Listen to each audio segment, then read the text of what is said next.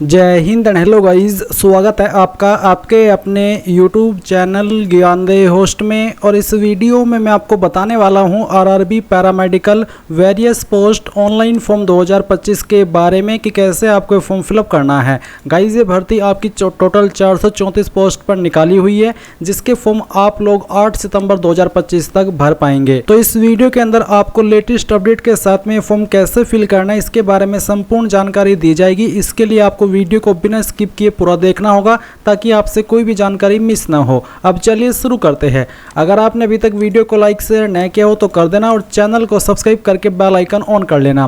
फिर जो link video के डिस्क्रिप्शन में दिया है आप ओपन करेंगे, आपको जानने को मिलेगा कि ये जो आपकी 434 वैकेंसी है ये कौन सी पोस्ट पर कितनी है। यहाँ पर आपकी nursing superintendent, dialysis technician, pharmacist, ECG technician, lab assistant grade 2 इन सभी पोस्ट पर निकाली गई है। फिर किस पोस्ट पर अप्लाई करने के लिए क्या क्वालिफिकेशन चाहिए एग्जैक्टली वो आप यहाँ पर एजुकेशनल क्वालिफिकेशन के सेक्शन में पोस्ट वाइज चेक कर सकते हैं।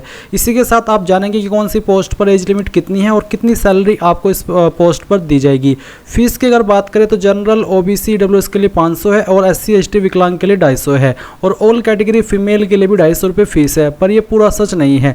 पूरा सच ये है कि शुरुआत में तो आपको यही वाली फीस देनी होगी, बट गाइज जब आपका स्टेज फर्स्ट का एग्जाम हो जाएगा तो जनरल, ओबीसी, ईडब्ल्यूएस को 400 रुपये फीस रिफंड कर दी जाएगी और एससी एसटी पीएच फीमेल को पूरी की पूरी उनकी फीस रिफंड कर दी जाएगी। और ये जो आपका एग्जाम है स्टेज फर्स्ट का, चाहे आप इसको फेल हो चाहे पास हो, आपको फीस रिफंड हो जाएगी, क्योंकि जो इसमें फीस रिफंड का एलिजिबिलिटी है वो ये है कि आपने एग्ज़ाम दिया हो। सिलेक्शन प्रोसेस आप यहाँ पर जान सकते हैं। अभी सब इन्फॉर्मेशन चेक करने के बाद अगर आप इसमें एलिजिबल है और आपका इंटरेस्ट है और आपने अभी तक अप्लाई नहीं किया तो इंपॉर्टेंट लिंक के सेक्शन में आएंगे और अप्लाई ऑनलाइन लिंक ओपन करेंगे। अब गाइज आपके सामने यहाँ पर कुछ ऐसा इंटरफेस आ जाएगा। यहाँ पर आ जाने के बाद में आप सबसे पहले इसमें लॉगिन के ऊपर क्लिक करेंगे। मैं आपको बता दूं कि अगर आपने इस वेबसाइट का इस्तेमाल करके 2024 के अंदर कोई फॉर्म भरा हो या फिर 2025 के अंदर कोई फॉर्म भरा हो तो आपका अकाउंट बना हुआ है, आप बार बार इसमें रजिस्ट्रेशन नहीं करेंगे, आप डायरेक्टली लॉगिन करेंगे। लॉगिन विद आधार का ऑप्शन अगर आप सिलेक्ट करते हैं तो आपको आपका फोन नंबर डालना है जो कि आधार के साथ में लिंक है और फिर जनरेट आधार ओटीपी के ऊपर क्लिक करना है। आपके नंबर पर ओटीपी आएगा। जैसे ही आप ओटीपी डालेंगे आई एम नॉट रोबोट के ऊपर क्लिक करेंगे, देन आप लॉगिन के ऊपर क्लिक करके लॉगिन हो जाएंगे। और दूसरा माध्यम है लॉगिन होने का, login with RRB account credential, जहां पर आपको आपका रजिस्टर्ड नंबर या ईमेल एड्रेस इस्तेमाल करना है और जो पासवर्ड आपने रजिस्ट्रेशन करते समय बनाया था वो डालेंगे।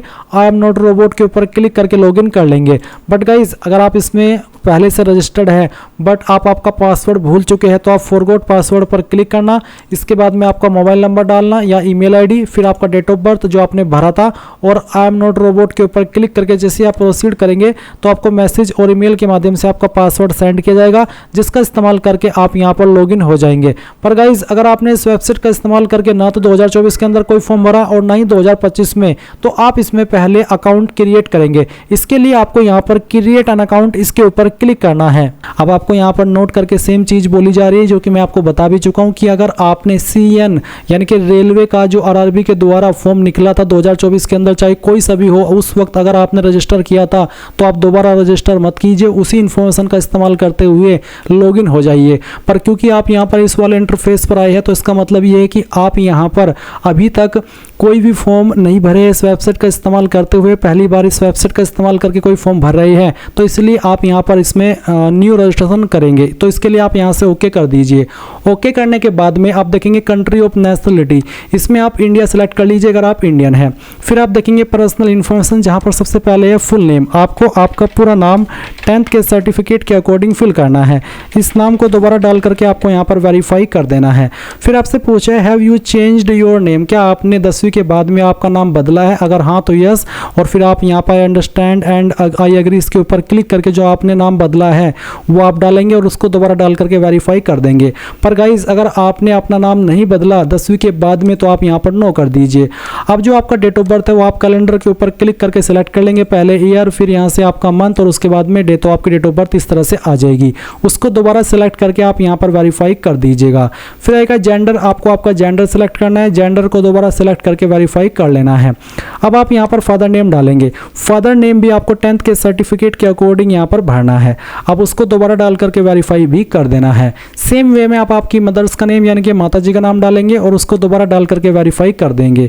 फिर आप आपका ईमेल एड्रेस डालेंगे जो कि आप रजिस्टर करना चाहते हैं और फिर जनरेट ईमेल ओटीपी पर जैसे ही क्लिक करेंगे आपकी ईमेल के ऊपर एक ओटीपी जाएगा जो कि आप यहाँ पर डाल करके वेरीफाई करेंगे। अब आप मोबाइल नंबर डालेंगे और मोबाइल ओटीपी जनरेट करने के बाद में वो ओटीपी यहाँ पर डाल देंगे। इसके बाद आपके सामने दो ऑप्शन है, वेरिफिकेशन थ्रू डिजिलॉकर और दूसरा वेरिफिकेशन थ्रू आधार कार्ड। किस माध्यम से आप यहाँ पर वेरिफिकेशन करना चाहते हैं, डिजिलॉकर अकाउंट के माध्यम से या फिर आधार कार्ड के माध्यम से। तो जो भी माध्यम आप सेलेक्ट करना चाहे उसी के ऊपर आप क्लिक करेंगे। अगर आप वेरिफिकेशन थ्रू आधार कार्ड के ऊपर क्लिक करते हैं तो आपको यहाँ पर आपका आधार कार्ड का नंबर डालना है और फिर जनरेट आधार ओटीपी के ऊपर क्लिक करना है। आपके नंबर के ऊपर वो ओटीपी जाएगा जो कि आपने आधार के साथ में लिंक किया है। उस नंबर पर जैसे ही ओटीपी आए वो आप यहाँ पर डालिएगा और वेरीफाई के ऊपर क्लिक करके उसको वेरीफाई कर दीजिएगा। फिर आप यहाँ पर टिक करेंगे। उसके बाद में आप यहाँ पर एक पासवर्ड क्रिएट करेंगे। पासवर्ड आपका कैसा हो उसका एग्जाम्पल आप देख लीजिए। आपके पासवर्ड के अंदर इंग्लिश का कैपिटल लेटर, स्मॉल लेटर, एक स्पेशल कैरेक्टर और साथ ही एक डिजिट, कुछ इस तरह का पासवर्ड आपको बनाना है। पासवर्ड की लेंथ 8 से 16 कैरेक्टर के बीच में होनी चाहिए। फिर आप उस पासवर्ड को दोबारा डाल करके वेरीफाई कर देंगे एंड देन आप यहाँ पर आई एम नॉट रोबोट के ऊपर क्लिक करेंगे। फिर जो भी जानकारी आपने भरी है उनको चेक करते हुए आप preview and create an account इसके ऊपर क्लिक करेंगे। Preview and create an account के ऊपर क्लिक करने के बाद जो जानकारी अभी आपने भरी उनका प्रीव्यू आपके सामने आएगा, यानी कि आप एक बार फिर से सभी जानकारी को चेक कर सकेंगे और देख सकेंगे कि हाँ आपसे कहीं पर कोई मिस्टेक तो नहीं हो गई है। अगर आप फुल्ली श्योर हो जाए कि हाँ सभी इन्फॉर्मेशन सही है जो मैंने भरी है तो फिर आप यहाँ पर उस जानकारी को सबमिट कर देंगे। जैसे ही आप जानकारी सबमिट कर देंगे तो आपका अकाउंट क्रिएट हो जाएगा। फिर आप यहाँ पर होम पेज पर आ जाएंगे। मैंने पहले से इस वेबसाइट के ऊपर रजिस्टर करके रखा है इसलिए मैं यहाँ पर अपनी इन्फॉर्मेशन से ही लॉगिन करूँगा। तो जैसे ही आपका अकाउंट क्रिएट हो जाए आप यहाँ पर लॉगिन के सेक्शन पर आएंगे और इनमें से जिस माध्यम से आप लॉगिन होना चाहिए हो सकते हैं, चाहे आधार के थ्रू हो रही है तो आपको यहाँ पर आपका फ़ोन नंबर डालना है जो आपने आधार के साथ में लिंक किया है। फिर जनरेट आधार ओटीपी के ऊपर क्लिक करना है। आपके नंबर पर ओटीपी आएगा वो यहाँ पर डाल करके आप आई एम नॉट रोबोट के ऊपर क्लिक करके लॉगिन हो जाएंगे। पर अगर आप यहाँ पर आपकी लॉगिन इन्फॉर्मेशन का इस्तेमाल करके लॉगिन होना चाहते हैं तो login with RRB account credential इसके ऊपर क्लिक करेंगे। आपका रजिस्टर्ड मोबाइल नंबर या ईमेल एड्रेस डालेंगे। जो पासवर्ड अभी आपने रजिस्ट्रेशन करते समय बनाया है वो पासवर्ड यहाँ पर डालेंगे। आई एम नॉट रोबोट के ऊपर क्लिक करेंगे और यहाँ पर लॉगिन के ऊपर क्लिक कर देंगे। अब आपको यहाँ पर पूछा है 2 फैक्टर ऑथेंटिकेशन में कि आप किसके ऊपर ओटीपी चाहते हैं, आपकी ईमेल के ऊपर या फिर आपके नंबर पर। तो जो भी चाहते हैं उसी के ऊपर आप क्लिक कर दें। फिर उसके ऊपर आपको ओटीपी सेंड किया जाएगा। जैसे ही आपको ओटीपी रिसीव हो जाए वो आप यहाँ पर डालिए और लॉगिन के ऊपर क्लिक कीजिए। अब गाइज आपके सामने यहाँ पर कुछ ऐसा इंटरफेस आएगा। अभी आप क्या करेंगे, ऑनलाइन एप्लीकेशन के ऊपर क्लिक करेंगे और फिर आपको यहाँ पर आपकी वैकेंसी देखने को मिल जाएगी। अब आप इसमें से जिस भी जोन के लिए अप्लाई करना चाहते हैं वो आपको यहाँ पर सिलेक्ट कर लेना है, यानी कि आपको आपका आरआरबी सिलेक्ट करना है। फिर आप यहाँ पर टिक करेंगे इन दोनों के ऊपर और उसके बाद में आप नेक्स्ट के ऊपर क्लिक करेंगे। नेक्स्ट के ऊपर क्लिक करने के बाद क्योंकि मैंने यहाँ पर जो ये जो अकाउंट है इस अकाउंट का इस्तेमाल करके पहले भी फॉर्म भरा हुआ है तो मेरी इन्फॉर्मेशन यहाँ पर फैच कर ली गई है। अगर आप फर्स्ट टाइम अकाउंट क्रिएट करके इस फॉर्म को भर रहे हैं तो आपको यहाँ पर कुछ जानकारी भरनी होगी। तो यहाँ पर गाइज ऊपर की तरफ आपकी वो इन्फॉर्मेशन होगी जो कि अभी आपने ओटीआर के समय भरी है और नीचे आप यहाँ पर कुछ नई इन्फॉर्मेशन देंगे। जैसे कि आपका मैरिटल स्टेटस क्या है, अनमैरिड या मैरिड, वो आपको सिलेक्ट करना होगा। रिलीजन आपका क्या है वो आप यहाँ पर सिलेक्ट कर लेंगे। इसके बाद में आप यहाँ पर देखेंगे एक सवाल है जो कि है do you want to avail fee exemption, यानी कि जो फीस के अंदर छूट मिलती है क्या आप उसको लेना चाहते हैं। मैं आपको फिर से बताना चाहूँगा कि अगर आपने इस ऑप्शन में नो किया तो फिर नो करने के बाद में जो आप SC ST कैंडिडेट पूरी की पूरी फीस रिफंड प्राप्त कर लेंगे स्टेज फर्स्ट का एग्जाम देने के बाद में, और जनरल OBC कैंडिडेट यहाँ पर 400 रुपये फीस रिफंड प्राप्त करेंगे। अगर आपने इस ऑप्शन में नो कर दिया तो फिर आपको वो रिफंड नहीं मिलेगा। अगर आप इसमें यस करते हैं कि हाँ जो छूट दी जा रही है आरआरबी के अकॉर्डिंग फीस में जो कि स्टेज फर्स्ट का एग्जाम देने के बाद में आपको रिफंड मिलता है, मैं उसको लेना चाहता हूँ, और आपको बोला है कि आपने यहाँ पर अगर यस सिलेक्ट किया तो आपको जो एफिडेविट है on non judicial stamp paper उसके ऊपर आपकी जो माइनॉरिटी कम्युनिटी दी है डॉक्यूमेंट वेरिफिकेशन वेरिफिकेशन के समय उसका प्रूफ देना होगा, क्योंकि ये उन्हीं को मिलता है SC ST को और आपके जनरल OBC को। तो उस समय आपको डॉक्यूमेंट वेरिफिकेशन पर अपना डॉक्यूमेंट दिखाना होगा कि हाँ इस कैटेगरी के तहत मैं छूट ले रहा हूँ। तो आप I understand and I agree इसके ऊपर क्लिक कर देना और सभी कैंडिडेट को इसमें यस करना है अगर वो चाहते कि उनको स्टेज फर्स्ट के बाद में उनकी फीस रिफंड कर दी जाए। अब आप देखेंगे मदर टंग यानी कि मातृभाषा, तो जो भी मातृभाषा इनमें से सेलेक्ट कर लेना। Choice of language for examination, examination के अंदर के लिए आप किस लैंग्वेज को चूज करना चाहते हैं, यानी कि मैं चाहता हूं कि इस लैंग्वेज में मेरा एग्जाम हो। जो भी लैंग्वेज आप यहां पर सेलेक्ट कर लेंगे फिर उसी एग्जाम में आप उसी लैंग्वेज में फिर आपको आपका एग्जाम देना होगा और उसी लैंग्वेज में फिर आपका पेपर आएगा। अब आते हैं permanent visible mark of identification, आपकी बॉडी के ऊपर ऐसा निशान जिससे आपकी बॉडी की पहचान होती है। ये निशान आपकी बॉडी के ऊपर कहीं पर भी हो सकता है, तो जहां पर भी है उस निशान के बारे में लिख देना। फिर है आइडेंटिफिकेशन मार्क 2, आपकी बॉडी के ऊपर सैंक्ड़े निशान, ये निशान आपका जलने का, कटने का, बर्थ मार्क कुछ भी हो सकता है, तो आप उस निशान के बारे में लिख देना।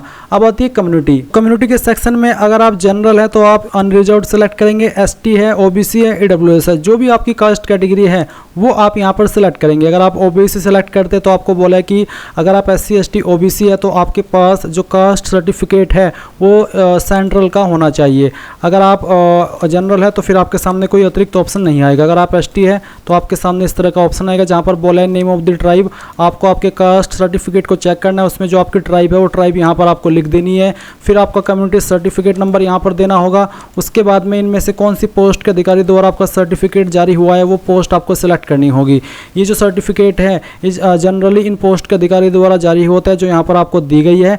आपको जहाँ पर आपका सर्टिफिकेट है उसमें जहाँ पर मोहर लगी हुई होती है वहीं पर लिखा होता है सक्षम अधिकारी के बाद में पोस्ट का नाम, जिस पोस्ट के अधिकारी ने उसको जारी किया है। तो जो भी है वो आप यहाँ पर सिलेक्ट कर लेना। फिर कौन सी स्टेट के द्वारा जारी हुआ है वो स्टेट आप सिलेक्ट करेंगे, किस डेट में जारी हुआ है वो डेट भी आप यहाँ पर सिलेक्ट कर लेंगे। और फिर पूछे do you wish to avail free rail travel pass for the exam, जो कि SC ST को मिलता है फ्री। अगर आप ये लेना चाहते हैं फ्री ट्रैवल पास तो आप इसमें यस कर देना, अगर आप नहीं लेना चाहते तो आप नो कर सकते हैं। और अगर आप यस कर रहे हैं तो फिर आपका जो नज़दीकी रेलवे स्टेशन है उसका नाम आपको यहाँ पर लिखना होगा। साथ ही साथ आप आपका कास्ट सर्टिफिकेट अपलोड करेंगे। फॉर्मेट इसका PDF है, साइज़ 400 KB से कम है। अगर आपका जो सर्टिफिकेट है कास्ट का वो इमेज फॉर्मेट में है तो आप उसको PDF में कैसे बनाएंगे वो जान लीजिए। आप सर्च करेंगे इमेज टू PDF, पहले वाली वेबसाइट ओपन कर लेना, सिलेक्ट JPG इमेजेस के ऊपर क्लिक करना और जो आपका कास्ट सर्टिफिकेट है वो आपको सिलेक्ट करना, ओपन करना, कन्वर्ट टू PDF के ऊपर क्लिक करना। ये फाइल आपकी PDF के अंदर कन्वर्ट होगी। डाउनलोड PDF के ऊपर क्लिक करके इसको डाउनलोड कर लेना एंड देन आप उस फाइल को यहाँ पर अपलोड कर दीजिएगा। इसके बाद आप नीचे की तरफ देखेंगे आपका पोस्टल एड्रेस, तो आपको एक तरफ प्रेजेंट एड्रेस देखने को मिलेगा और दूसरी तरफ परमानेंट एड्रेस। तो आप अपना जो स्टेट है वो सिलेक्ट कर लीजिए, फिर आपकी डिस्ट्रिक्ट और उसके बाद जो आपका एड्रेस है वो कंप्लीट एड्रेस आप यहाँ पर एड्रेस वाले सेक्शन में भर देना। मेजर टाउन यानी कि आपकी मुख्य सिटी कौन सी है या फिर जो आपका प्रेजेंट सिटी है वो कौन सी है वो आप यहाँ पर लिखेंगे और अपना पिन कोड डाल देंगे। अगर आपका प्रेजेंट एड्रेस और परमानेंट एड्रेस सेम है तो आप यहाँ पर इस बॉक्स के ऊपर टिक कर देना। अगर अलग अलग है तो अनटिक करके अलग से अपना परमानेंट एड्रेस भर देना। फिर आप सेव करेंगे इस इन्फॉर्मेशन को और उसके बाद नेक्स्ट कर देंगे। अब यहाँ पर आपके सामने कुछ इस तरह के सवाल आएंगे जिनके आपको आंसर करने हैं। जैसे कि पहला सवाल है कि क्या आप एक्स सर्विसमैन है, अगर है तो यस, नहीं तो आप नो करेंगे। क्या आप विकलांग है, अगर हाँ तो यस, नहीं तो यहाँ पर भी आपको नो करना है। फिर पूछे कि are you eligible to avail fee concession under EBC, यानी कि क्या अंडर EBC के अंदर आप एलिजिबल है फी कंसेशन के लिए, अगर हाँ तो आप यहाँ पर यस करना। यस करने पर आपको उसकी कंडीशन देखनी होगी जो यहाँ पर कंडीशन आपको दी गई है। अगर आप नहीं है तो आप इसमें नो कर देना। फिर पूछा कि are you an employee of Indian railway, क्या आप इंडियन रेलवे के एम्प्लॉय है, अगर हाँ तो यस, नहीं तो आप नो करेंगे। फिर एक और सवाल है कि name of the current department organisation, तो अगर आप कोई करंटली जॉब कर रहे हैं तो आप बताएंगे कि सेंट्रल गवर्नमेंट की या स्टेट गवर्नमेंट की या फिर पब्लिक सेक्टर अंडरटेकिंग की। अगर आप नहीं कर रहे हैं अभी कोई जॉब, आप बेरोजगार है तो आप नॉट एप्लीकेबल सिलेक्ट कर लेना। इसके बाद आप यहाँ पर बैंक डिटेल भरेंगे जिसमें कि आपको आपकी फीस रिफंड की जाएगी। और गाइज यहाँ पर आपको फीस रिफंड के लिए सबसे पहले अकाउंट होल्डर नेम यानी कि किसके नाम पर बैंक अकाउंट है वो आपको देना होगा। फिर आपका बैंक अकाउंट का नंबर देना है, उस नंबर को दोबारा डाल करके वेरीफाई करना है। आपका FSC कोड डाल करके कन्फर्म के ऊपर जैसे ही क्लिक करेंगे तो बैंक का नाम और बैंक का एड्रेस यहाँ पर ऑटोमेटिकली फैच कर ले जाएगा। उसके बाद आप सेव करेंगे और नेक्स्ट के ऊपर क्लिक कर देंगे। नाउ गाइज आपके सामने क्वालिफिकेशन की जानकारी आ चुकी है। तो सबसे पहले आप यहाँ पर 10वीं की इन्फॉर्मेशन भरेंगे। मेरी 10वीं की इन्फॉर्मेशन पहले से भरी हुई है, तो आप यहाँ पर किस तरह से भरेंगे वो देख लीजिए। पहले तो स्टेट सेलेक्ट करेंगे, फिर आपकी डिस्ट्रिक्ट जहाँ से आपने की है, उसके बाद में आपके बोर्ड बोर्ड का नाम, और उसके बाद में आप देखेंगे डेट ऑफ पासिंग, और फिर आपका 10वीं का रोल नंबर, और उसके बाद में आपका जो 10वीं का सर्टिफिकेट नंबर है वो भी डालेंगे और इसको ऐड कर देंगे। ऐड करने के बाद आपकी जानकारी ऐड होगी एंड देन आप अगेन क्वालिफिकेशन के सेक्शन पर क्लिक करेंगे, और जो आपके पास सेकंड क्वालिफिकेशन है वो सेकंड क्वालिफिकेशन आपको यहाँ पर सेलेक्ट कर लेनी है, जैसे कि 10+2 और इट्स इक्विवेलेंट, या फिर आपके पास कोई डिप्लोमा है तो वो सिलेक्ट कर लेंगे। तो पहले मैं यहाँ पर 10+2 सेलेक्ट कर लेता हूँ। फिर यहाँ पर आता है डिसिप्लिन सब्जेक्ट, तो आप वो सिलेक्ट कर लेना, जैसे कि फिजिक्स एंड केमिस्ट्री या फिर साइंस, किसके साथ में आपने आपकी 12वीं की है वो आप सिलेक्ट करेंगे। फिर उसके बाद में आप आपकी स्टेट सेलेक्ट करेंगे एंड देन जो आपकी डिस्ट्रिक्ट है वो सिलेक्ट कर लेंगे। अपने बोर्ड का नाम आपको यहाँ पर एंटर करना है, जो भी आपका बोर्ड का नेम है, कब आपने इस क्वालिफिकेशन को पास कर लिया था वो भी आपको यहाँ पर इस तरह से सिलेक्ट करना है, जैसे कि मैं आपको सेलेक्ट करके दिखा रहा हूँ। परसेंटेज आपकी कितनी थी वो आप यहाँ पर डालेंगे और ऐड के ऊपर क्लिक करके इसको ऐड कर देंगे।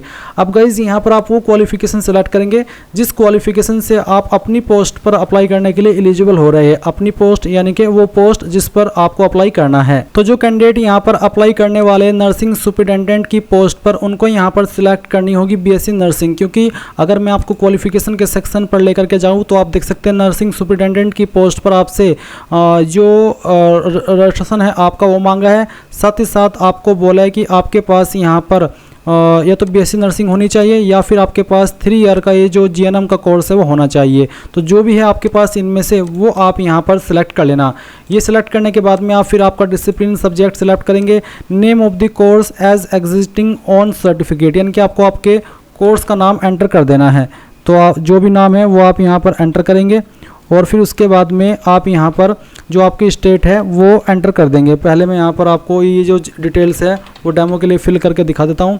उसके बाद में आप यहाँ पर आपकी स्टेट सेलेक्ट कर लेंगे जहाँ से आपने इस क्वालिफिकेशन को किया है, फिर आपकी डिस्ट्रिक्ट, और उसके बाद में आपको आपकी यूनिवर्सिटी का नाम या फिर अपने कॉलेज का नाम एंटर करना होगा। तो इस तरह से आप ये इन्फॉर्मेशन यहाँ पर भरिएगा, और इसको भरने के बाद में आप डेट ऑफ पासिंग भी सिलेक्ट कर लेंगे कि कब आपने इस क्वालिफिकेशन को पास किया है। ये सिलेक्ट करने के बाद ऐड के ऊपर क्लिक करेंगे तो ये जानकारी आपकी ऐड हो जाएगी।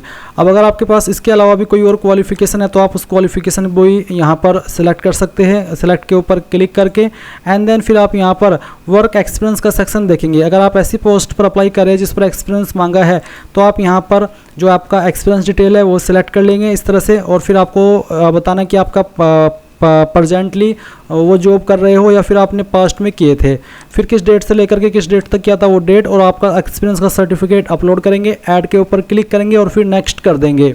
अब गाइज़ आपके सामने यहाँ पर आपका जो आपके सामने यहाँ पर आपका फ़ोटो अपलोड करने का ऑप्शन आ जाएगा। तो आपको यहाँ पर सैम्पल ऑफ फ्यू रिजेक्टेबल फ़ोटोज़, इसके ऊपर क्लिक करके देख लेना कि किस तरह के फ़ोटो आपके रिजेक्ट होंगे और किस तरह का आपका फ़ोटो एक्सेप्ट होगा। ये चीज़ आपको ध्यान में रखनी है और फिर उसके अकॉर्डिंग आपको आपका लाइव फ़ोटो कैप्चर करना है। तो आप यहाँ पर कैप्चर लाइव इमेज इसके ऊपर क्लिक करके अपना फ़ोटो कैप्चर करेंगे। अगर आप मोबाइल से करना चाहते हैं तो आप capture live image from mobile इसके ऊपर क्लिक करके अपने मोबाइल से भी आपका फ़ोटो कैप्चर कर सकते हैं। तो पहले आप यहाँ पर आपका फ़ोटो कैप्चर कर लेना, और आपको ध्यान रखना है कि आपका जो ड्रेस है वो नॉन वाइट होना चाहिए। Dress in non white clothing preferably in dark colours, यानी कि डार्क कलर्स के अंदर आपकी ड्रेस हो to maintain contrast with the background. साथ ही आपको choose a location with good lighting and a plain uncluttered background, और साथ ही जो आपके बाकी के इंस्ट्रक्शन है ये भी आपको पढ़ लेने हैं। इन चीज़ों को ध्यान में रखते हुए आपको आपका फ़ोटो अपलोड करना है, क्योंकि फ़ोटो अपलोड करने में काफ़ी सारे इश्यूज आते हैं, अपलोड नहीं होता है बार बार, क्योंकि इन्होंने जो फ़ोटो अपलोड करने का इन्होंने सिस्टम रखा है, सॉफ्टवेयर रखा है, वो बहुत ही बेकार है। ये बिल्कुल भी अगर 0.1% भी आपकी गलती होती है कुछ भी तो उसको डिटेक्ट कर लेता है और आपका फ़ोटो यहाँ पर एक्सेप्ट नहीं करता है। तो आपको बार बार ट्राई करना है अलग अलग एंगल से, अलग अलग कपड़ों के साथ में। अगर आपका सभी चीज़ें ट्राई करने के बाद भी नहीं हो रहा है तो आपको ये जो इंस्ट्रक्शंस हैं इनको अच्छे से फॉलो करते हुए अपना लाइव फ़ोटो कैप्चर करना है।